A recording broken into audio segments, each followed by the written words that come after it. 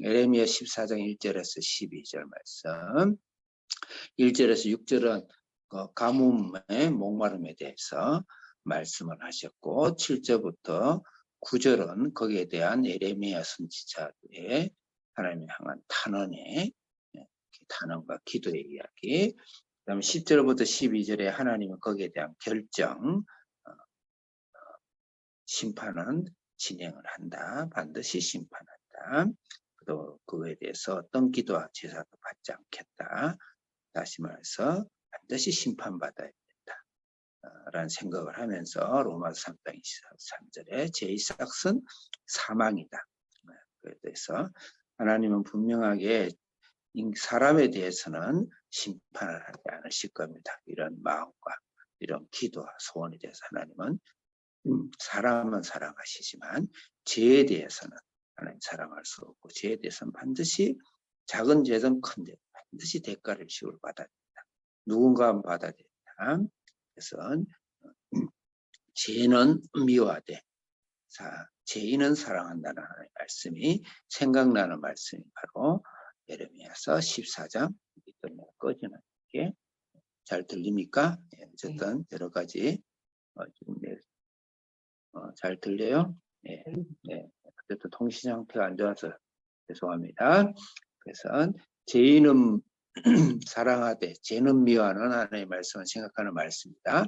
먼저 1절부터 6절에 있어서 먼저 1절에 보면 가뭄에 대하여 예레미야에게 임한 여호와의 말씀이라 그랬습니다. 하나님께서는 가뭄에 대해서 말씀하시는데 가뭄을 통해서 우리에게 물을 구하기를 바라시는 하나님이다. 이렇게 우리 영적으로 여러 가지 신학적이나 여러 가지 성경적인 성경 주석적으로 이야기를 하지 마시고 지금 시간이 없으니까 영적으로 가뭄에 대해서 하나님이 우리에게는 물이 필요하고 하나님은 물을 주시기를 원하는 하나님이시라는 것이죠. 그래서 이 물은 우리가 예수님은 목마르거든 내게로 와서 마시라고 했고 또 이 물은 그 배에서 생수에 흘러나는 생수의 강 이런 성령을 말한다고 했습니다. 그래서 여기서 하나님께 영적으로 우리에게 이 말씀을 주시는 것은 우리 인간에게는 절대 생명,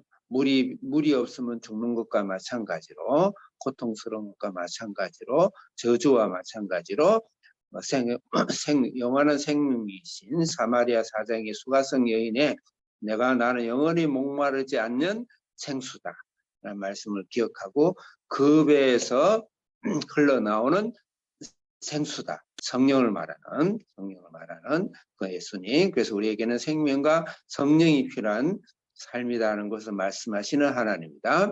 그 다음에 1절에 유다가 슬퍼한다는 단어, 성의 무리가 피곤하다는 단어, 땅이 애통한다는 단어, 예루살렘이 부르짖음이라는 단어를 생각하시면서 하나님 우리가 애통하고 마태복음 5장에 애통하는 자는 복이 있다.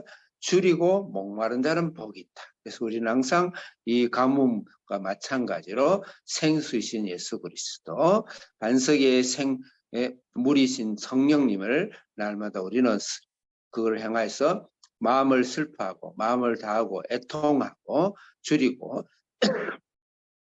목마른 심정으로 살기를 원하시는 하나님. 그게 잘 안 될 때는 이 세상에 육체적이고 물리적인 목마름을 주더라도 하나님께 간절한 마음을 맞출 수 있도록 하나님은 사랑의 때론 채찍을 구하기도 하시고 사랑의 환경을 설정하기도 하신다 라는 말씀을 오늘 주십니다. 그래서 우리는 마태복음 5장의 말씀 애통하고 줄이고 목마른 자는 복이 있다라는 하나님 복주시기 위해서 이런 상황도 사용하고 있다. 미안합니다. 제가 상태가 좀 안 좋죠. 제가 조금 약간 안 좋아서 이해를 해주시기 바랍니다. 하는 데까지 해보겠습니다. 그 다음에 기인들이 나오고 사후한 종들이 나오고 그 다음에 농부가 나옵니다. 그들이 물을 구해도 구하지 못했어요. 근데 조금 재미스러운 단어, 재미라는 표현이 좀 그렇죠. 조금 특이한 단어가 나오는데 물을 구하면은 구했는데 왜 부끄러워하는 것이죠. 그다음에 머리를 가린다. 이거는 자칫 수치스러운 우리 얼굴을 가리죠. 그러듯이 심히 부끄러워한다는 것이죠. 심히 부끄러워한다라는 단어를 지금 쓰고 있습니다. 하나님께서는 우리의 이 가뭄을 통하여서 우리 영혼이 경성될 것을, 우리 영혼이 충격을 받을 것을, 영혼까지, 영혼으로서 하나님을 생각할 수 있을 때까지. 그래서 마음이 가난하다는 단어를 마태복음에 쓰고 있습니다. 그리고 사람들이 수치의 극치를 가게 되면, 아니 고통과 슬픔의 극치에 도달하게 되면 수치심을 느낀답니다. 그래서 대부분 사람들이 영혼이 살아있고 정신이 살아있는 사람은 고통과 슬픔과라의 상황이 어려워지면 그 수치심 때문에 사실 자살하는 사람이 많죠. 진짜 인간다운 인간의 사람들은 수치심을 느낍니다.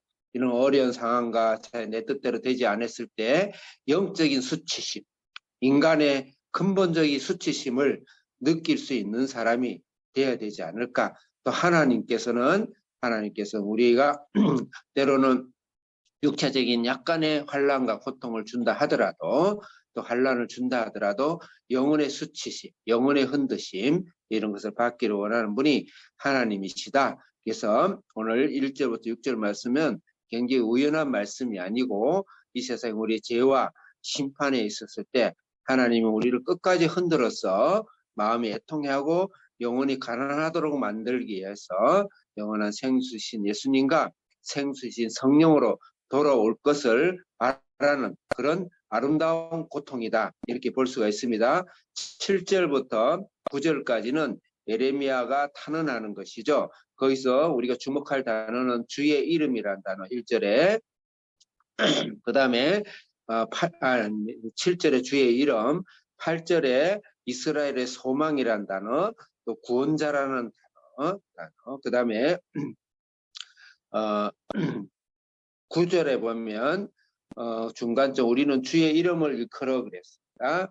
하나님께서 주의 이름으로 우리를 구원하여 주옵소서, 이렇게 예수님의 이름으로 예레미야가 구하는 것이죠. 이 말은 아까 가뭄이 없어 수치스러움, 이것을 예레미야가 해석해 준 것이죠. 이 가뭄과 물이 없어서 고통은 바로 주의 이름으로, 소망이신 예수 그리스도로, 구원자이신 예수 그리스도로, 우리를 구원할 유일한 이름 주 예수 그리스도의 이름으로 우리를 구원하여 주옵소서 해서 1절부터 6절을 해석하는 그런 장이다, 이렇게 볼 수가 있습니다. 그래서 우리를 구원하여 주옵소서, 이런 가난한 마음으로 주님 앞에 가기를 원합니다. 10절부터 12절은 결론인데 하나님이 거기에 대해서 결론을 내리신 것이죠. 10절에 어그러진 길을, 또 너희들의 발이 멈추지 않는다 그랬어요. 어그러진 길과 그 발이 멈추지 않아요. 중요한 것은 우리의 길이, 우리의 인생의 행로가 이미 지옥과 사망으로 다다라버리고 그쪽으로 물길을 돌릴 수 없는, 이미 돌릴 수 없는 제약으로 들어가 버렸어요. 이 제약은 인간으로서는 반드시 대가를 지불해야 된다, 이렇게 해석할 수가 있습니다. 그래서 제2삭선, 로마서 3장 23절의 사도 바울이 제2삭선 반드시 사망입니다. 그래서 제2삭선 홀이라도 우리는 반드시 대가를 지불해야 됩니다. 하나님은 죄는 눈여봐주지 않습니다. 먼지만한 죄도 하나님은, 태평양만한 죄나 먼지에 눈에 보이지 않는 현미경 같은 죄라도 하나님 앞에는 똑같은 죄입니다. 어그러진 길, 이미 죄악의 길로 이미 들어가 버린 이 죄에 대해서는 우리는 반드시 심판을 받아야 됩니다. 그래서 하나님께서 그 죄를 기억하고 그 죄를 벌하리라 그랬습니다. 작정하셨죠. 그래서 거기에 대해서는 나한테 묻지도 말고 구하지도 말고 부르짖지도 말고 그것을 가지고 핑계해서 번제나 소제나 어떤 행위도 하지 말라. 그거는 반드시 칼과 기근과 전염으로 물리적인 심판이지만 이건 영적인 영원한 심판을 받을 것이다. 그래서 예수님은 사실은 우리의 어그러지고 그릇된 발에 이 제약, 인류의 제약과 나의 제약을 위해서 사실 내가 죽어야 되는데, 사실은 예수님이 나중에 이 죄를 위해서 대신 처절한 벌과 처절한 심판을 하나님 반드시 영적인 칼과 기근과 전염병으로 예수님이 칼에도 맞으시고 창에 찔리시고 죽으시죠. 목마르다 목마르다 하셨죠. 예수님이 십자가상에서도 목마르다 목마르다 하셨습니다. 내가 당할 죄를 나는 반드시 내 대신에 죽으셨다. 그래서 우리는 예수님 그리스도의 확신을 통해서 나는 반드시 하나님 앞에서 내가 어그러지고 잘못된 길에 이 인간의 나의 죄악이 돼서 예수님이 하나님 반드시 나를 죄를 기억하시고 나의 죄를 벌하셨다. 예수님이 대신 벌하셨다. 그래서 그 예수 그리스도의 은혜로 우리는 반전해서 다시 일어나는 그런 말씀과 삶으로 우리는 담대하게 살아야 됩니다.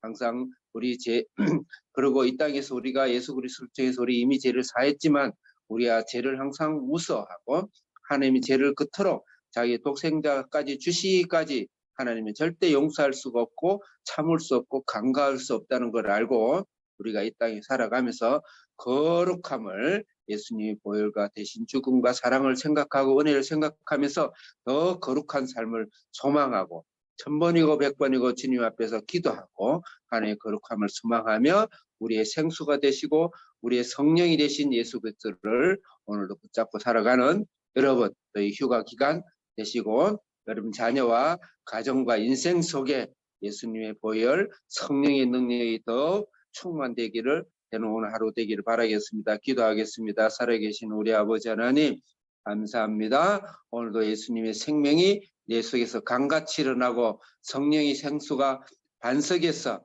우리 뱃속에서 일어나듯이 일어나서 우리가 어그러진 이 잘못된 이 세상에서 모든 죄악을 담당해 주신 예수님의 하나님의 사랑과 그 외침을 우리가 생각하면서 거룩한 하나님을 향하여 갈 수 있는 귀한 삶 되게 해 주시옵소서. 예수님의 이름으로 기도합니다. 아멘.